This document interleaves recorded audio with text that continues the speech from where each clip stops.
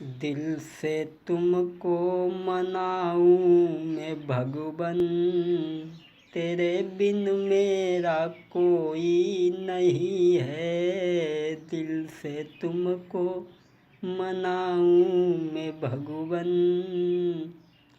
दिल से तुमको मनाऊं मैं भगवन, तेरे बिन मेरा कोई नहीं है, नहीं है। तेरे बिन मेरा कोई नहीं है।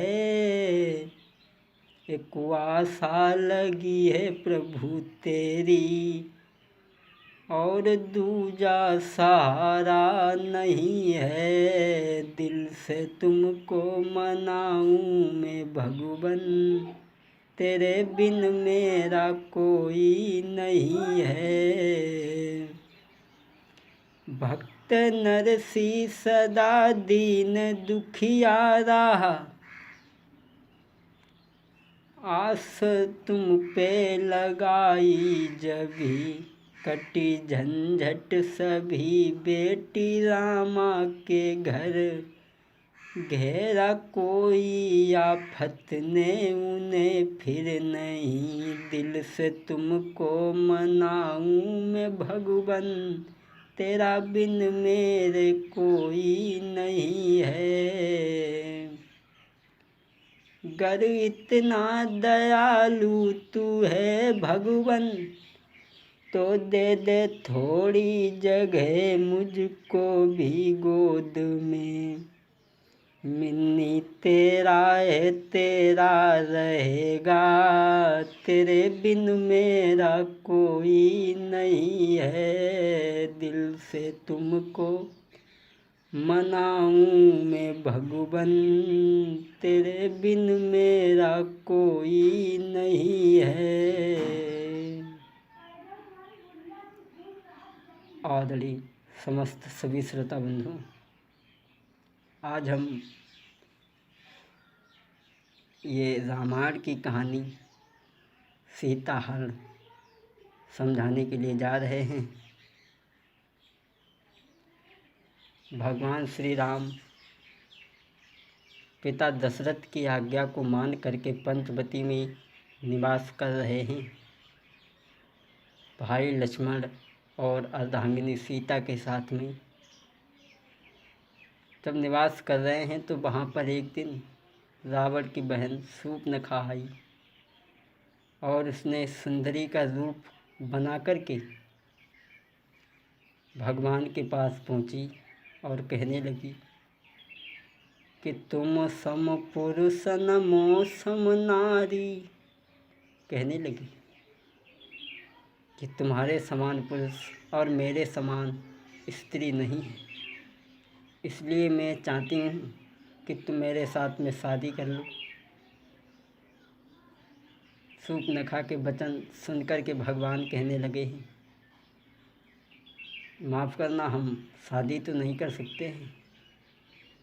हम कुंवारे नहीं, हम ब्याहे हैं, एक नारी संग में रखते हैं।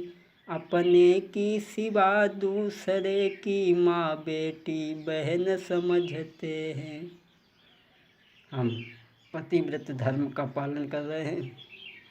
तुम ऐसा करो, हमारे भाई लक्ष्मण की पत्नी उर्मिला घर पे रह गई हैं, उनके पास जाओ, वो आपसे शादी कर ले।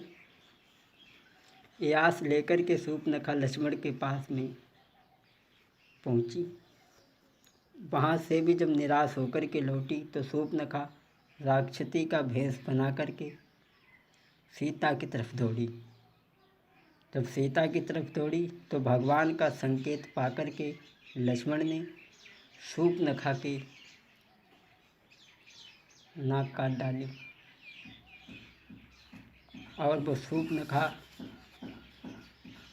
खरदूषण के पास में वहाँ से पहुँची और जाकर के सभी हाल बताया है। तो आज खरदूषण अपनी सेना को लेकर के गए, युद्ध हुआ और खरदूषण मारे गए। जब खरदूषण मारे गए तब तो शूर्पणखा रावण के पास में पहुंची और बोली भैया भैया दो लड़के राम लखन इस डंडक वन में आए हैं। भाई दो लड़के राम लखन इस डंडक वन में आए हैं। हमरा एक सीता नारी सुकुमारी संग में लाए हैं। बांके हैं और लड़ाके हैं जैसे शमशीर उन्हीं की हो। यों पंचवटी में रहते हैं जैसे जागीर उन्हीं की हो। शूर्पणखा कहने लगी भैया पंचवटी में दो राम लखन नाम के लड़के रहते हैं, तपसी है और उनके साथ में एक सुंदर स्त्री है सीता। जब उससे मैंने मिलना चाहा तो छोटे तपसी ने मेरे साथ में कुछ छल करना चाहा और जब मैंने तेरा नाम लिया तब उन्होंने तुम्हें गालियाँ दी और मेरी नाक कान कतर डाली छोटे तपसी ने और बोली अब मेरी नाक गई सो गई, अब अपनी नाक संभालो तुम। जग में गर ऊंची नाक नहीं तो नकटा नाम धरा लो तुम। बोली भैया जग में अगर मैंने जब तेरा नाम लिया तो उन्होंने मेरे नाक कान कतर डाली। शूर्पणखा के जो ये वचन रावण ने सुनी तब तो रावण हाथ में नंगी तलवार को लेकर के खड़ा हो गया और कहने लगा मूर्खों, मैं जानता हूँ कि तुमने मेरी बहन के नाक कान कतर डाले, ये तुम्हारी वीरता का परिचय नहीं है। और वो दसकंधा रावण बोला कि नारी की नाक काटने से और होती है नाक नहीं ऊंची। नारी की नाक काटने से होती है धाक नहीं ऊंची। नारी की नाक काटने से होती है नाक नहीं ऊंची। रावण कहने लगा स्त्री पे हाथ उठाने से ये कोई वीरता का परिचय नहीं है। कमबख्तों, मैं वही दसकंधा रावण हूँ जो मेरे भय के कारण देवता मनुष्य तीनों लोक के प्राणी घबराते हैं और मेरे भय से शेर और बाघ एक घाट पर पानी पीते हैं। ए धरा धाम पृथ्वी पिनाक मेरे नाक में जीते हैं। ए धरा धाम पृथ्वी पिनाक मेरे नाक में जीते हैं। मेरे भय से शेर बकरी जल एक घाट पर पीते हैं। रावण कहने लगा कि तुम्हें नहीं मालूम कि मेरे भय से बाघ और बकरी एक ही घाट पे पानी पीते हैं। रावण कहने लगा बहन तुम्हारी नाक कान कटर डाली लेकिन मेरे पास आने की कोई ज़रूरत नहीं थी। क्या तुमने इस संवाद खरदूषण से नहीं कहा? बोली भैया पहले तो मैं उनके ही पास गई और सारा समाचार मैंने सुनाया।